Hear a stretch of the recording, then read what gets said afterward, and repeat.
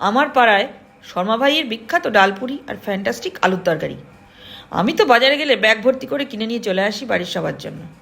শুধু কিনে আনি না, আমি তো সবার দিদি, তাই দোকানের ভেতর ঢুকে একেবারে দেখেও আসি কীভাবে বানাচ্ছে। এখন সেটাই আপনাদের দেখাবো। প্রথমে আমি ময়দাটা মাখবো। এর জন্য 2 কাপ ময়দা নিলাম। এতে দেবো একটু নুন, একটু জোয়ান, একটু কালো জিরে। এগুলো একটু হাতে করে মিলিয়ে নেব। তারপর দেবো একটু সাদা তেল। ভালো করে ময়ান টয়ান দিয়ে অল্প জল দিয়ে মেখে মেখে শক্ত একটা ডো তৈরি করতে হবে। উপরটা যাতে শক্ত হয়ে না যায় তার জন্য দেবো একটু সাদা তেল। এবার ঢেকে রাখবো আধ ঘন্টার মতন। এবার ভাজা মশলা বানাবো। একটু জিরে, একটু ধনে, একটু মৌরি, গোলমরিচ, অল্প গরম মশলা দিয়ে আর 2-3টে শুকনো লঙ্কা দিয়ে হালকা হালকা করে ভেজে ঠান্ডা হলে শিলে গুঁড়ো করে নেব। তরকারির জন্য আলুটাকে একটু খোসা রেখে রেখে ছোটো ছোটো করে কেটে নেব, দোকানে যেমন কাটে। তরকারির জন্য আদা কাঁচা লঙ্কা থেতো করে নিলাম। কড়াইতে সাদা তেল গরম করতে দিলাম। আপনারা সর্ষের তেলও দিতে পারেন।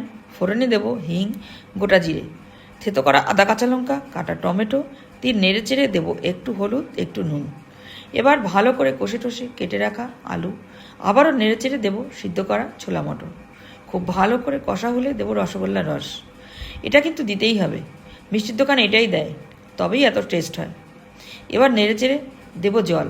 ফুটে গেলে গ্যাস কমিয়ে ঢাকা দেবো 10-15 মিনিট।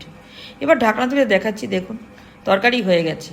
হাতা দিয়ে একটু স্ম্যাশ করে দেবো কয়েকটা আলু, তাতে আরও ভালো স্বাদ হবে। এবার দেবো ভাজা মশলা, একটু কসুরি মেথি। নেড়ে চেড়ে এবার বাটিতে তুলে নিলাম। এবার কচুরির জন্য পুর বানাবো আর কচুরি ভাজবো। পুরের জন্য ছোলার ডাল আমি আগেই বেটে রেখেছিলাম, সিদ্ধ করে বেটে রেখেছিলাম। কড়াইতে সাদা তেল গরম করে ফোড়নে দেবো হিং, গোটা জিরে, বাটা ডালটাও দিয়ে দেবো। এবার ভাজা মশলা, নুন, চিনি দিয়ে ভালো করে ভাজা ভাজা করে পুর তৈরি করে নিলাম। এবার মেখে রাখা ময়দা থেকে লেচি কাটবো। মোট 6টা লেচি হয়েছে। একটু করে পুর নিয়ে ভিতরে ভরবো, দিয়ে মুখটা সিল করে দেবো যেভাবে আমি দেখাচ্ছি। সব কটাই করে ফেললাম।